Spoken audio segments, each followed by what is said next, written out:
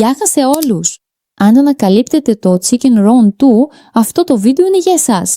Θα σας εξηγήσω πώς λειτουργεί το παιχνίδι και θα σας δείξω επίσης πώς να παίξετε εύκολα από το πρώτο κιόλας παιχνίδι και αυτό χωρίς κανένα άγχος. Λοιπόν, το Chicken Run 2 είναι ένα παιχνίδι βασισμένο στη λήψη αποφάσεων.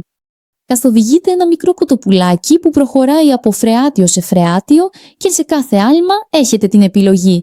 Είτε συνεχίζετε να παίζετε για να αυξήσετε το κέρδος, είτε αποσύρετε τα χρήματα αμέσως. Κάθε φρεάτιο δείχνει έναν πολλαπλασιαστή, οπότε όσο περισσότερο προχωράτε, τόσο αυξάνεται ο πολλαπλασιαστής. Αλλά πρέπει να έχετε στο μυαλό σας ότι αυξάνεται και ο κίνδυνος. Υπάρχουν διάφορα επίπεδα δυσκολίας. Υπάρχει η εύκολη λειτουργία που είναι η πιο σταθερή, η μεσαία λειτουργία και η δύσκολη λειτουργία. Και αυτές οι τρεις λειτουργίες προσφέρουν υψηλότερους πολλαπλασιαστές, αλλά απαιτούν και περισσότερη προσοχή, όπως σας έλεγα. Λοιπόν, πριν παίξετε, σας συμβουλεύω να περάσετε από τον ασφαλή σύνδεσμο που είναι διαθέσιμο στην περιγραφή.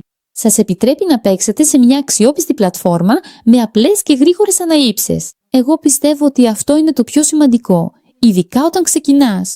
Λοιπόν, τώρα θα παίξω μερικά δευτερόλεπτα για να σας δείξω στην πράξη πώς γίνεται. Ξεκινάω με ένα μικρό ποντάρισμα χαλαρά στη εύκολη λειτουργία. Κάνω μερικά άηματα, έτσι, χωρίς να προσπαθώ να πάω πολύ μακριά. Όπως μπορείτε να δείτε, το παιχνίδι είναι απλό, ευχάριστο. Καταλαβαίνεις πολύ γρήγορα τι συμβαίνει. Και σε αυτό το σημείο επιλέγω να αποσύρω τα κέρδη.